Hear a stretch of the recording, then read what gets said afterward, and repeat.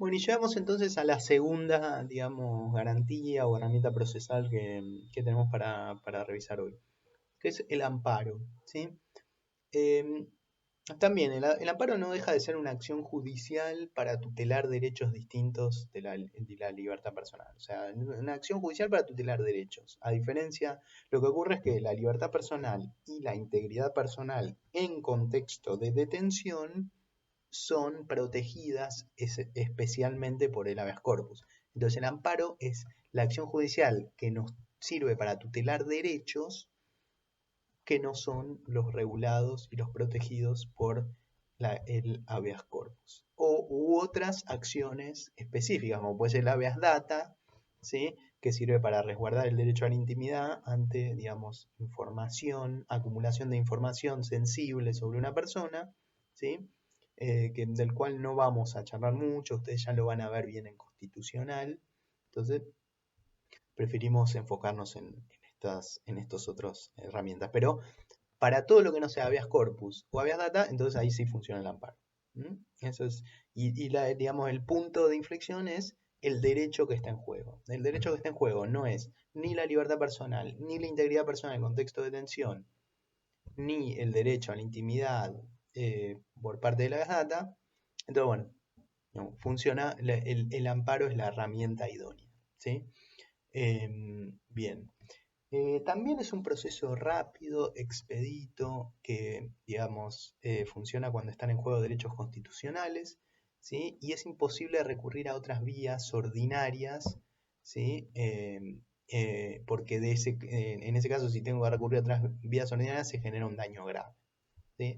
Muchas veces, ustedes ya pensarán como, bueno, pero ¿por qué no una medida cautelar? Bueno, muchas veces la acción de amparo, la medida cautelar, es decir, la medida que establece una tutela cautelar en el marco de una acción ordinaria, cuando yo no puedo esperar a que termine el procedimiento para resguardar un derecho, tengo que pedir que se resguarde ahora y después sigamos discutiendo. Muchas veces el amparo, una medida cautelar o lo que se conoce como medidas autosatisfactivas, que son medidas autónomas que establecen algunos ordenamientos procesales y se han reconocido jurisprudencialmente en algunos casos como medidas muy, muy urgentes y muy rápidas, sobre todo lo que tiene que ver con derecho a la salud, ¿sí? Con la tutela del derecho a la salud. Todas esas herramientas muchas veces se confunden un poco. Digamos, yo diría que tengamos en miras que el amparo es la herramienta que más se ha desarrollado, digamos, en ese punto. Por lo tanto, es la que más regulación tiene, más recorrido judicial y jurisprudencial tiene. Entonces es la que, digamos, rara vez va a fallar, ¿sí? Pero el presupuesto de acción del amparo sí tiene que ser que no sea posible la tutela de ese derecho en los tiempos que requiere la tutela de ese derecho, ¿sí? Por otra vía que sea, digamos, que esté establecida en el procedimiento ordinario. ¿Eh? Bien, entonces el amparo pasa por varias etapas de reconocimiento normativo, ¿sí? La primera etapa en la cual no existe una regulación eh, y la jurisprudencia niega, la mayoría de la jurisprudencia niega, digamos, la existencia de un amparo, sobre todo en Argentina, es decir, definitivamente no estaba ni regulado ni reconocido jurisprudencialmente. Luego está lo que se conoce como la creación pretoriana, que los que cursaron constitucional o que van a cursar constitucional lo van a ver, que es a partir de los casos Siri y Cot, dos casos diferentes, que resuelve la Corte Suprema Argentina, en la cual en el caso Siri resuelve que existe esta acción para resguardar a las personas ante una afectación a sus derechos individuales contra actos de una autoridad pública, y en el caso Cot contra actos de particulares, ¿sí? Es decir, cuando en el caso Cot lo que se encontraba, digamos, violado era el derecho a la propiedad y la libertad de trabajo, ¿sí? Pero bueno, en estos dos casos, que son del 57 y del 58 respectivamente, se reconoce la existencia de un remedio procesal heroico, excepcional, que tutela garantías fundamentales, ¿sí? Ante actos u omisiones de autoridad pública o de particulares que los lesionen o los pongan en riesgo, ¿sí?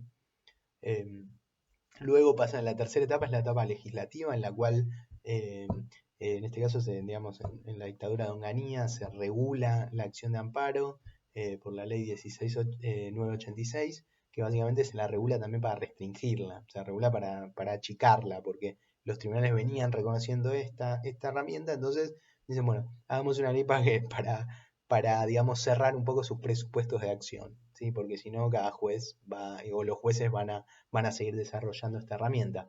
Entonces, acá se incorpora el amparo contra actos o omisiones de autoridad pública y se limita la creación jurisprudencial porque establece expresamente en el artículo 2 que no sería admisible esta acción si existen otros remedios judiciales que permitan obtener la protección del derecho.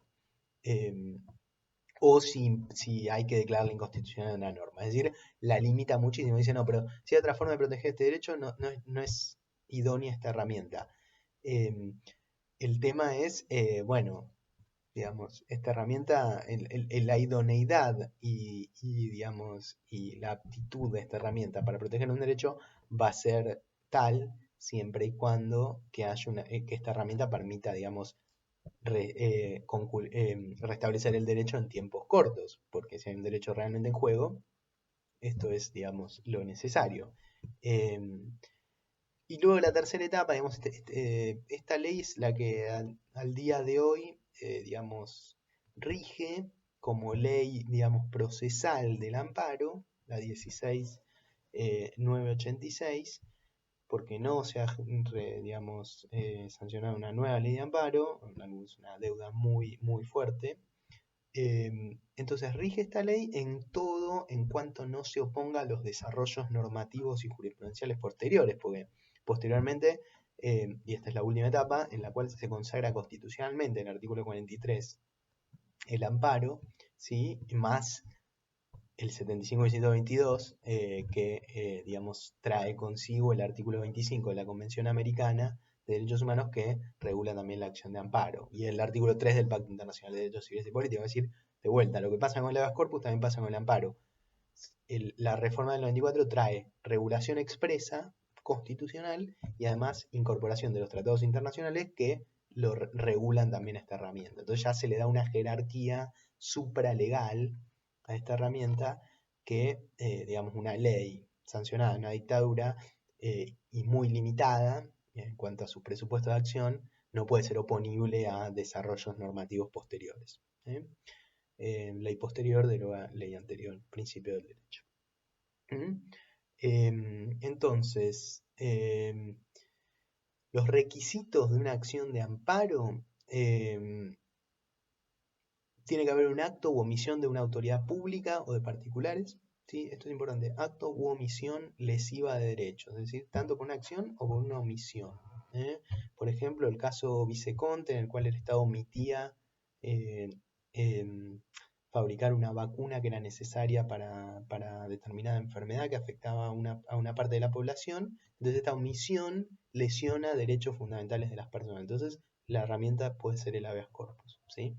De autoridad pública o de particulares, esto, digamos, es algo que ya hace tiempo se estableció. También puede, digamos, funcionar ante actos de particulares, por ejemplo, un supuesto de discriminación eh, en el acceso a un establecimiento, digamos, ahí es variada la gama, o por ejemplo la falta de cobertura de una prestación por parte de una prepaga, que es un actor privado, más allá de que digamos, está dentro del sistema de salud, es un actor privado, ahí funciona también la garantía del amparo.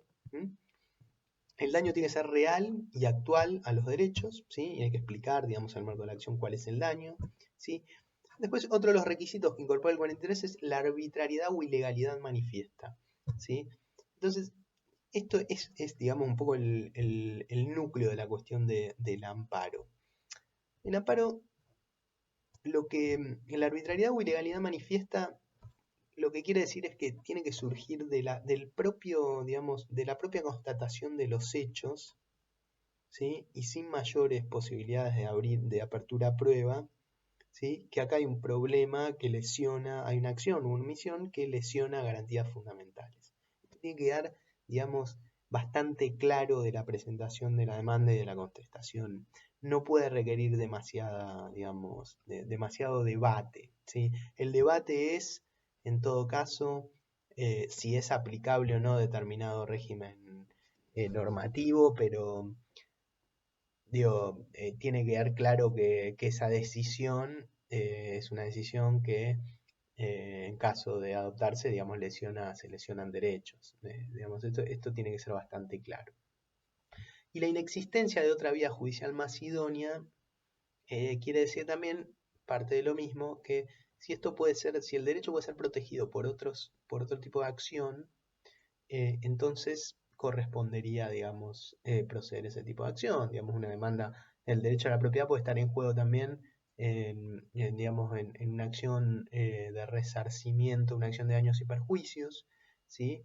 Pero bueno, digamos, no se advierte, digamos, la urgencia que amerite la promoción de un remedio excepcional, como es el amparo, cuando sí puede pasar con un caso de una falta de cobertura de una prestación de salud. En ese caso sí está claro que, el perjuicio de no obtener una determinada prestación de salud impacta directamente en la integridad personal, en la salud y probablemente en la vida de una persona. Entonces el perjuicio es bastante claro, ¿sí?